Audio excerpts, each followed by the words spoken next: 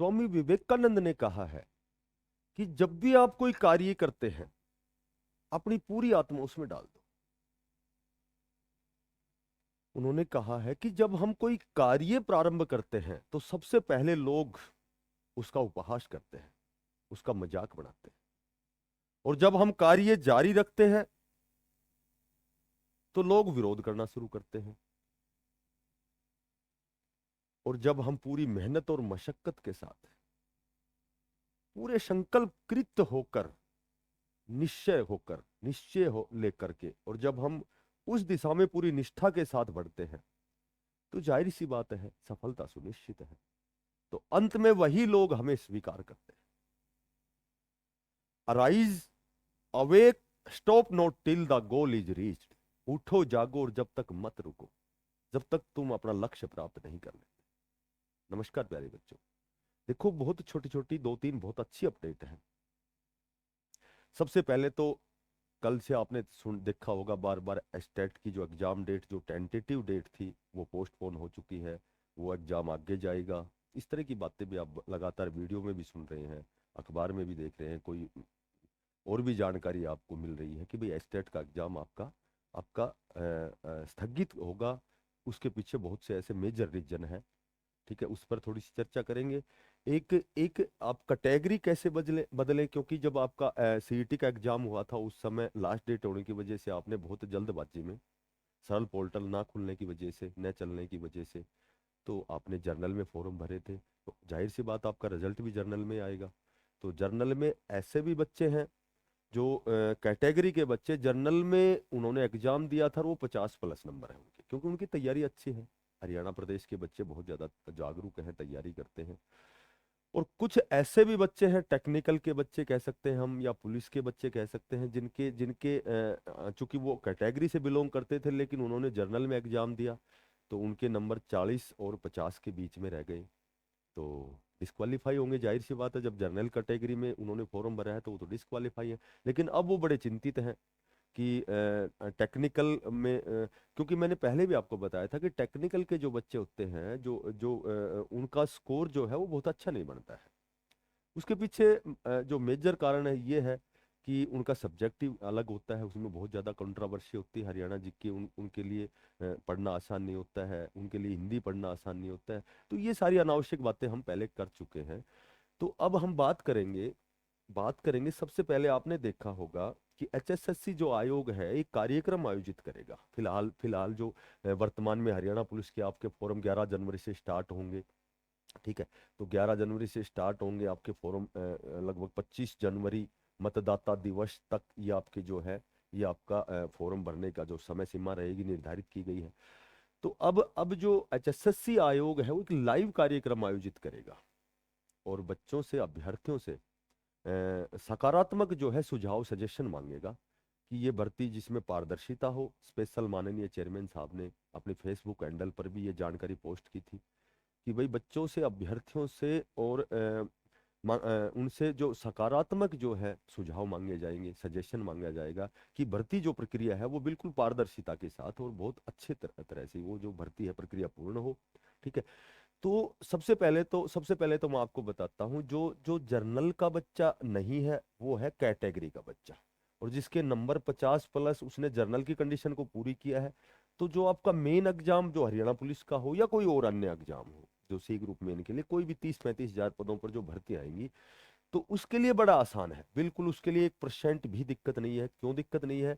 कि फॉरम जब, main forum जब अप्लाई करेंगे कैंडिडेट, तो वहाँ कैटेगरी होगी, मेंशन होगी, तो वहाँ उनको मेंशन क्या करना है, उनको अपनी जो कैटेगरी है वो मेंशन करनी है, और वो जो कैटेगरी मेंशन करेंगे वो कंसिडर की जाएगी, तो उनके लिए तो कोई दिक्कत नहीं। बाकी बाकी कैटेगरी के बच्चे जिन्होंने जर्नल में फॉर्म भरे और उनके नंबर यानी कि 40 यानी 41 से 49 तक है, 50 से कम रह गए वो, ठीक है।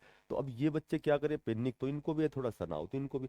तो ये जब लाइव कार्यक्रम आयोजित होगा तो ये मुद्दा उठाया भी जाएगा, और जब मुद्दा उठाया जाएगा तो जब हमारे माननीय चेयरमैन साहब ने ये कहा है कि भाई केवल पॉजिटिव जो आपके सजेशन है, जो सकारात्मक जो आपके सुझाव हैं वो लिए जाएंगे जब आपसे, तो ये सकारात्मक सुझाव ही है कि किसी अपरिहार्य कारणों से सरल पोर्टल के ना खुलने की वजह से, ना चलने की वजह से इन्होंने इन्होंने सीटी का जो एग्जाम है उसकी लास्ट डेट होने की वजह से उन्होंने जनरल में फॉर्म भरे हैं।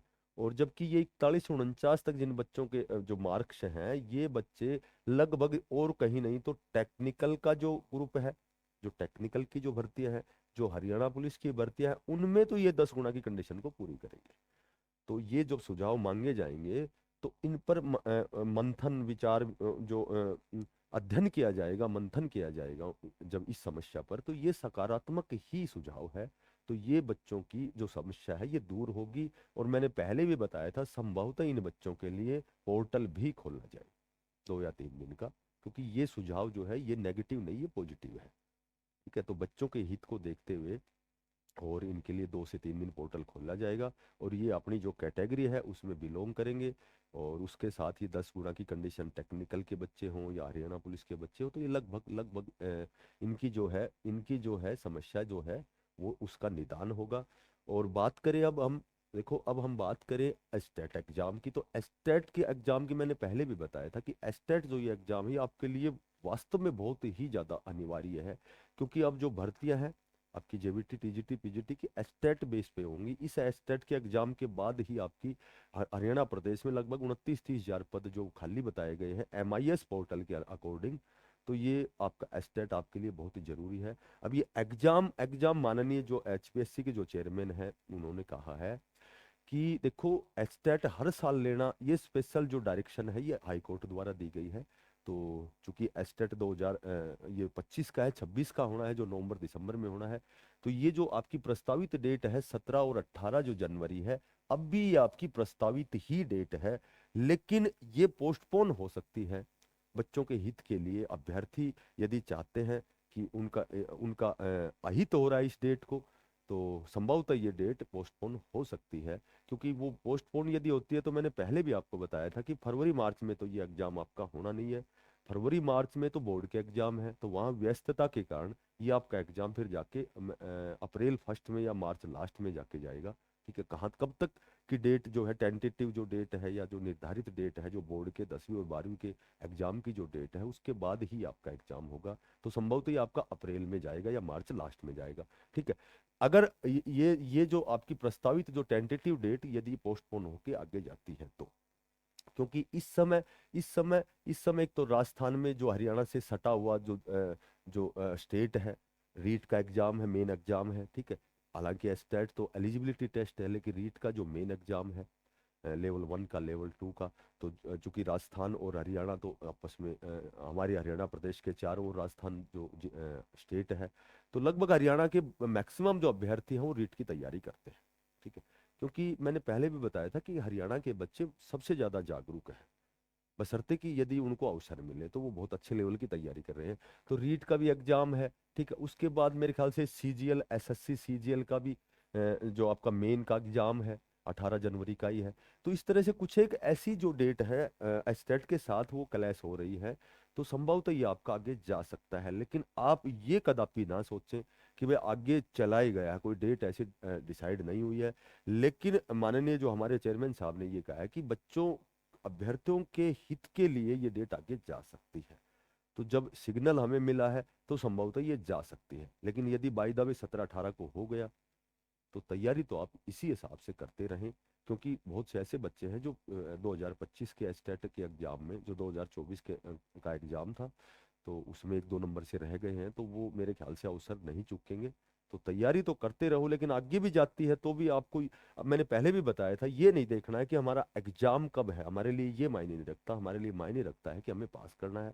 और हरियाणा की जो जेबीटी टीजीटी पीजीटी की जेबीटी की भर्ती आई 14 साल हो गई, टीजीटी पीजीटी की, तो ये अवसर आज से मत जाने देना। क्योंकि अब ये आपकी भर्तियां कभी भी आएंगी, कभी भी का मतलब है स्टेट के एग्जाम और उसके परिणाम के बाद में आपकी ये भर्ती आएंगी। तो एस्टेट का एग्जाम आपको पास करना है।